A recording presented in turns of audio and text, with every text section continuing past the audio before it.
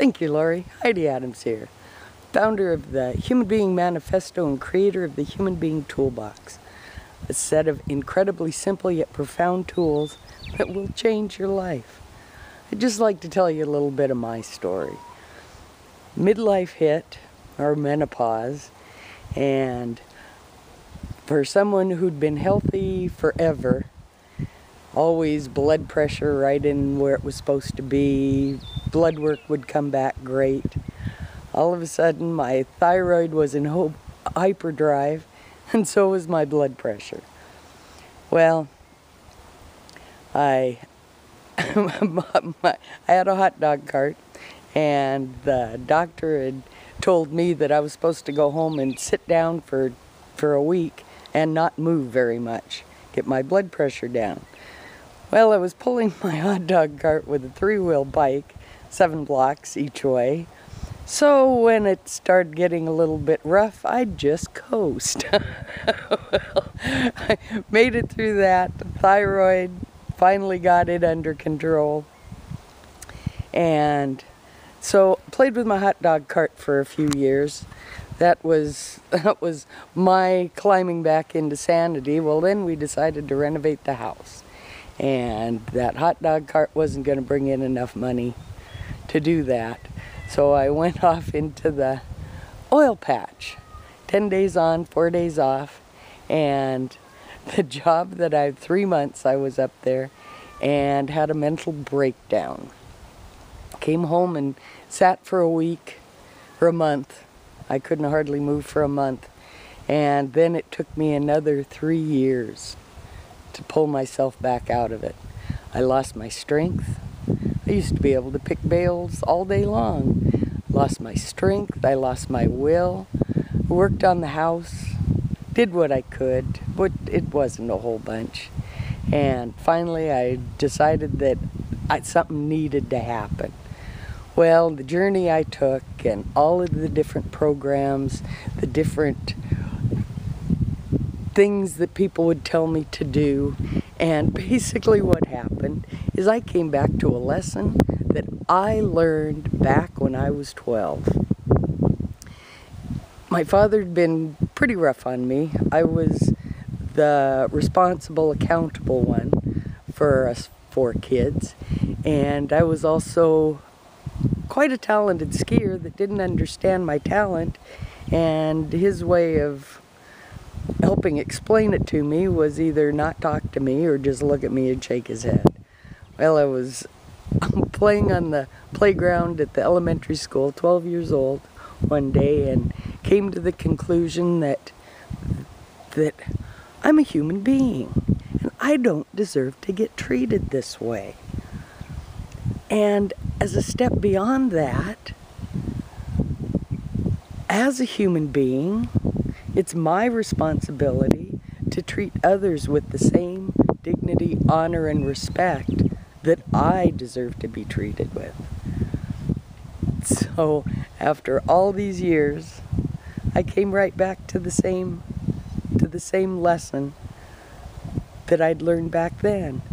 And so I started exploring that and just taking a look at what it really means to be a human being, how to live in dignity, honor, and respect, how to maintain that in my life, and help to show the people around me.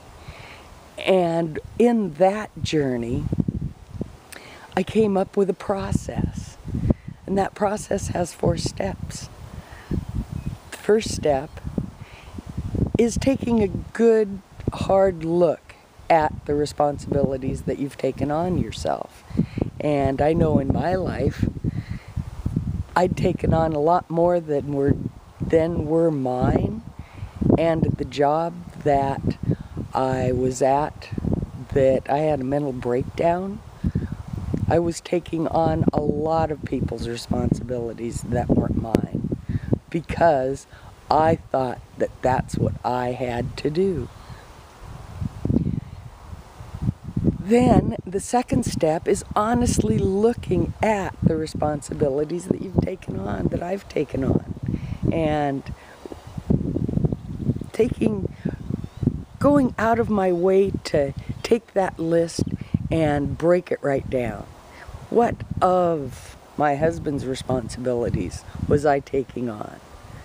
What of the other employees that were working with me? What responsibilities of theirs was I taking on?